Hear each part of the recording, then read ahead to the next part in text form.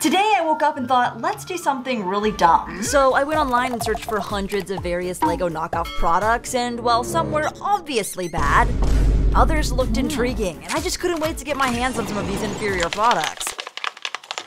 After a few days, I got this box. This box is large. And for only 300 bucks, I ended up with quite a haul. This is so much stuff. I'm concerned. First up, I went on Etsy and I got these handmade minifigures that are clearly from a factory in China. It's from WM Box. Oh my god. This is Naruto Uzumaki from Naruto. Believe it! And this is his best friend and biggest rival, Sasuke Uchiha, with a hairpiece sharper than Shuriken. And finally, Kakashi-sensei, complete with the Rasengan power effect. And yeah, it just comes with these three, not Sakura, the third team member, cause she's kinda useless. For being knockoffs, the prints look really sharp, but so were the hairpieces. Still though, I gotta give these like a 9 out of 10 because they actually stay together, unlike other knockoff figures that I've tried. The next product is the result of binge watching a popular show on Netflix called Breaking Bad, and for branding, it's actually just called Break Bad RV. But does it actually break bad? Let's find out. But first, what is this show about? Essentially, a brilliant chemist with low self-worth finds out that he's capable of cooking up some tasty product worth a lot of money.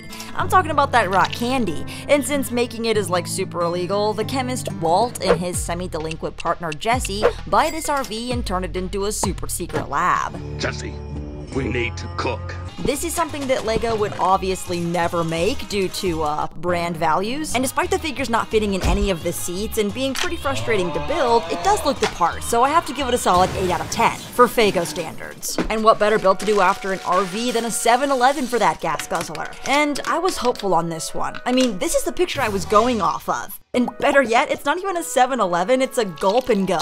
The reviews were great too. The Gulp and Go is a nice convenience store set. Very cool. And the set uses transfer stickers to get these custom logos onto all the food items, which I gotta say is very detailed. I like that. Coca, Pepsi is spelled right, but Spitre, I don't think I want to drink that. And yeah, it's actually built pretty well, completed with a fenced-in seating area on the roof. And the sign that doesn't exactly match the name of the establishment. But I'm most disappointed, however, in the minifigures. I was expecting Roblox characters, not actual minifigs. Like, these actually look decent, but why aren't they in the picture? Nope. Anyways, this set just feels kinda cursed. 5 out of 10. And speaking of cursed, I've never watched this show, but apparently I've been using the sound effect for years. That would be Five Nights at Freddy's. And in hindsight, I probably could have built all of these with my own official LEGO parts, but they would all be gray because I don't have colors. But at least I wouldn't have had to torture my fingers trying to push these bricks together. Ouch. We've got Freddy, Bonnie, Chica, Foxy, and Blind Freddy? I'm not really sure. 10 out of 10. Perfect representation of characters. Again, I've never seen the show or the movie or whatever because I don't watch scary stuff, except for Stranger Things. And when I saw this Demogorgon, I was like, wow, that's a cool action figure. Someone claimed that this was a stolen design though, but I couldn't find it after about 30 seconds of searching, so I added it to cart. And after like 2 hours of building, this thing actually looked so sick. With all of its joints, it's super posable, except for the fact that moving a single finger will make it fall over. It has the creepiest claws, spider legs around its torso, and drool coming from its mouth. 8 out of 10. Okay, last scary thing, I promise, are these glow-in-the-dark ghosties. I can't see them at all, but shining a light on these is supposed to help absorb the power, so I placed them outside to soak up the power of the sun. And after a little while, they were almost visible on camera, so that was disappointing. 1 out of 10. Let's try something a little brighter. These are light-up bricks, and for some reason, this package includes like a lot of them. But turning them on is kind of time-consuming, and they only last for about 8 hours before the battery dies. So if you have them all on at once, I'm just saying, it would be nice if they were hooked up to a light switch. You can crank up the heat on your enemy ships, or make a cottage look warm and inviting, or even start a minifig rave.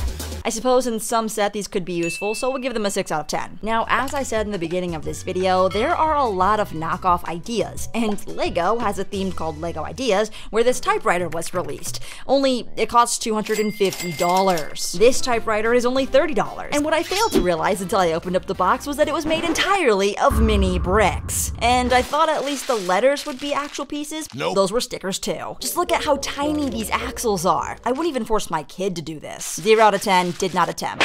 And just when I thought it could not get any worse, enter Johnny 5 Robot, the love child of E.T. and WALL-E, made up entirely of small pieces, flawed build techniques, and a lot of wheels.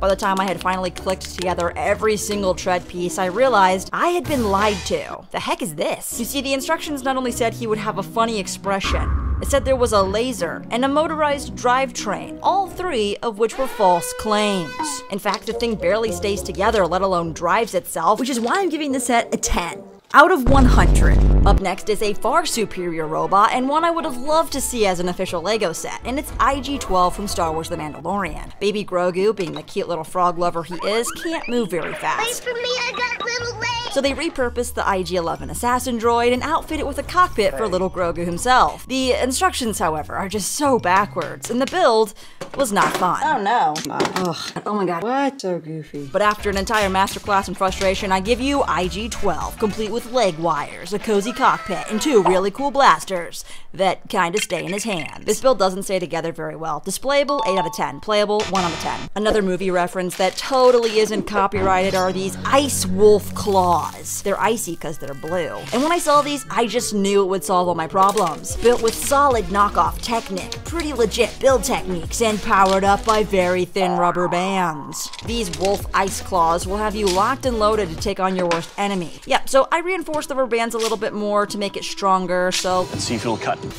It is sharp. That will cut. It will cut. Next up is the kill test. That, sir, is a killer. And don't worry, this apple was about to get thrown on anyways. And by problems, I just meant that it solves my snacking problem so that now I won't get my fingers dirty when I'm building. Up next is another item in the weapons stash with 3 different forms, but only one actually fires. And a fully customizable color scheme that only comes in orange, and some of the weirdest parts to make this creation possible. We have the weakest spring-loaded shooter I've ever seen. So I compared it with a real spring-loaded shooter, and when the knockoff did fire, it was considerably less powerful. So I added the LEGO launcher in and tested out my accuracy game on these targets I built. They fall backwards when you hit them, and man, was that satisfying. 3 out of 3. Okay, I was super close, but these only get like 3 feet of range.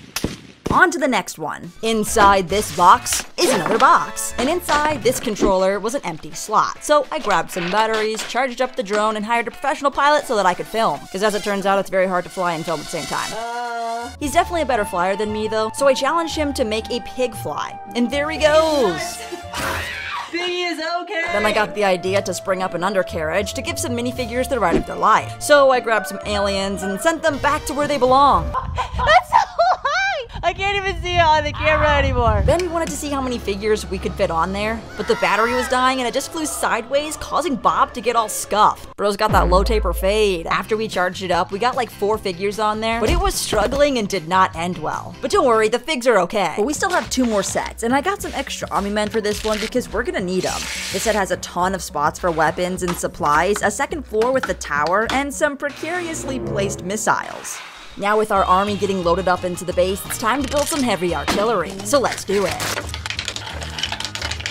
And this is where things really took a turn. Every tread piece I snapped together was another brain cell lost, wondering why I put myself through this extreme form of torture in the first place. I did spare myself from the sticker sheet, but when it finally all came together, there were definitely still some flaws. It kinda worked though. I don't know what all these pieces are for. I do know, however, that I will not be building that second tank. But just then, a wild Demogorgon appeared. Rocket Boy fired the first shot, giving that flower face a taste of his mind. But then he hit back hard, not just getting a taste, but an entire meal. Just then, reinforcements arrived. It's Kakashi-sensei.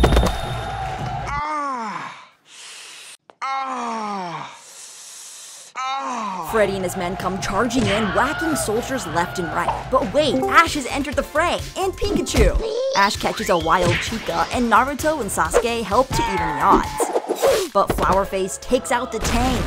IG-12 rolls in for the tackle, but gets kicked. He throws Flowerface off of him, kicks him, and just when he's about to finish the job, Johnny 5 comes in for the interception, taking out Bonnie in the aftermath. Don't worry, Grogu survives. But we still have one more weapon. And yeah, pretty much the good guys win, and that took a really long time to film, so make sure you like the video. And tell me which one of these was your favorite. Hopefully it wasn't this one, or this one, or this one. Definitely not this one. No, don't do it. We're gonna do it. Aha.